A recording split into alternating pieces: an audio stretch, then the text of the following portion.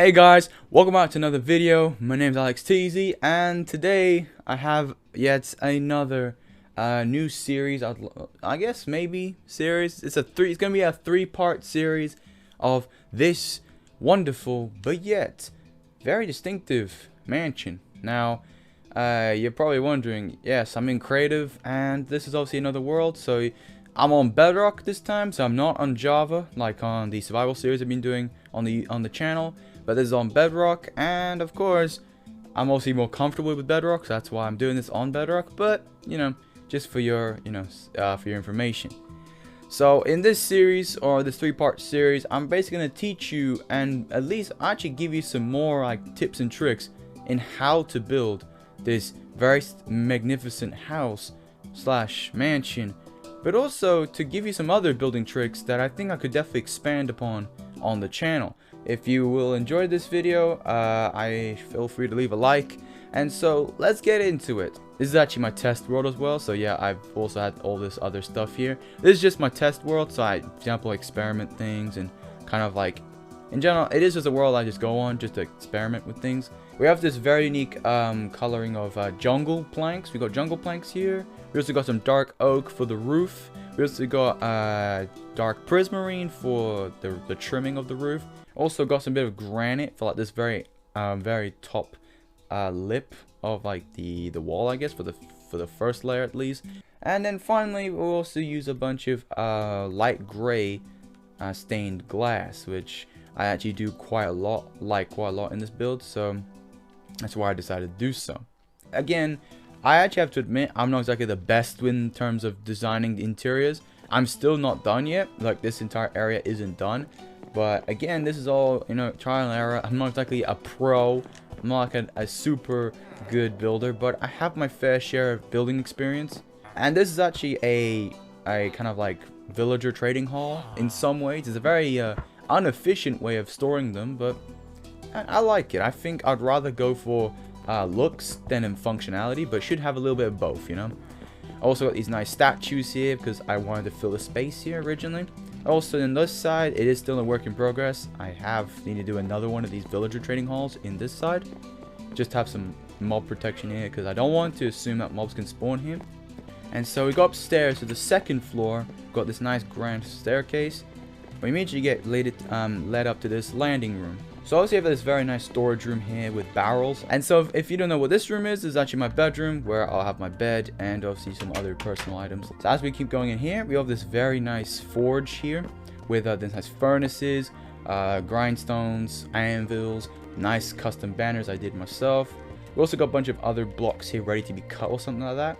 If we go up to the third floor, we got this nice like landing area, but it's kind of like a library actually, which I built here. There's actually ladders on both sides here just to be able to access kind of like this like bridge area. And obviously we have this very nice balcony out here, which I have to say it's not bad. Up here we go upstairs to this the final floor. Got more empty bookshelves here and a dragon head, which I actually have 2 of in the Bedrock survival world. So in here is what you call the attic. Basically, everything's been shoved towards that side, and then this path here is kind of just reminiscent of how, you know, whoever lived in this house decided to put all their stuff. So what I'm going to do now is I'm actually going to go cut to my survival world. I'm going to show you where my house will actually be laid upon when I actually build this house in survival. Alright guys, so now we're actually in my survival world. Right now I got diamond stuff here, I got apples, rockets, I have a lighter as well. I'll actually now show you what I have done in terms of on this world. Now originally this place did not look like this. It was not exactly completely flat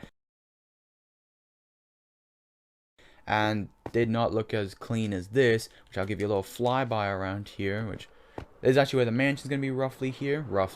Like, it's not exactly accurate there, but it's roughly where the mansion's gonna be. More like it's gonna be the further back instead of like up there. at the front. It ain't easy tearing literally half a mountain down and covering up a huge ravine, which, by the way, I wish I had more photographs or at least more like images of what the actual deepness of the ravine was, which I can actually give you a little reference of how deep it actually was by actually going to where I actually have a scaffolding where it leads me to there. So if I go down here, but basically this tunnel leads me to where the ravine used to be. So here it is. You remember seeing it in the before photo? Now in here. Now there's a skeleton here, so I'd have to be careful. But this is literally the ravine. It's a bit scary. Alright, I'm going to knock him out. Ready? When you get to it, psych. Bye-bye. Have fun. There's actually another entrance to this place, which is actually more of a public kind of area. So there's more of an entrance here. And I don't know how to do this, but I'm definitely making it more fancy and trying to like at least more of like allude and you can actually enter this area. So yeah, obviously, I like to give you some tips and tricks on how to at least terrain. For example, if you want to build like a massive mansion like I did, or a base at anything, then you want to learn how to at least make the area that you are building in look appeasing, or at least look very nice to look at. So one way of doing this is by understanding the landscape itself. So for example, down here, obviously it was mostly mesa around here, but actually this was all dirt or sand. Now it's kind of weird how this works, but apparently in Minecraft it actually generates a kind of border, like a sand border around between a mesa and then another biome. But instead of that, I decided to be more like clean cut and decided to just add a bit more red sand and a little bit more dirt, and then together they meet up and boom, that's what it looks like. Like I like Minecraft generation. It can look good sometimes, and actually sometimes I'd like to rather keep its original character. I prefer something like this, for example, where it looks like a Minecraft mountain, but basically I actually had to half this entire mountain, and now it looks, I guess, not bad. It mostly stayed intact, and I have to say probably 90% of this entire mountain here is authentic. I actually had to terrain an entire side of a mountain, so if in here it's all empty. Now you're probably wondering, yes, what I originally did, I had to cut into the rock. So I mined all the way to this point here, and then I had to make this kind of custom terrain of this mountain here. So again, give you a little tip. You need to at least estimate or at least somewhat predict how much you're gonna actually need to mine if you're gonna ever terraform like I did. This mountain ain't small, it's somewhat big. Like, that's pretty tall. Not exactly a huge tall like the new mountains in 1.17, but it's pretty impressive. But I think in general, I think tips that you can definitely I'll give you is when it comes to like the surroundings around you, clean it up. So this sand here, I would all replace it either with dirt, or in this case, because I want to make it a bit more, you know, more complete, is just turn it to mesa. So again, it is just the basis of understanding terraforming, and like in general, when you want to terraform and like make something look good in terms of like the area, at least make it flat. Like if you're gonna work with something, if you want to make a massive build on ground, not in water or in the nether or in the end, if you're that savage, so, or if you have good armor, but you always want to at least flatten the area first and then start working into it. Maybe if you're making, let's say, a project that needs a hole in the middle of something, maybe like a base with a hole, maybe start that first, start making the hole first, then terraform the rest. But in this case, I just need to flatten this entire area out, take out half a mountain, and then there you go, that's enough space to fit the mansion.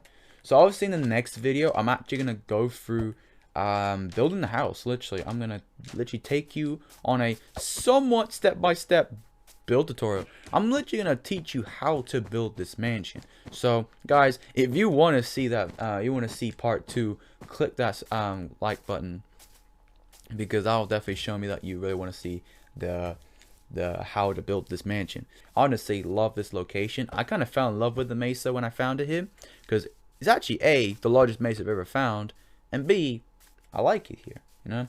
Savannah, I got a little desert view there, I got a little village I can see, which I would love to one day expand on.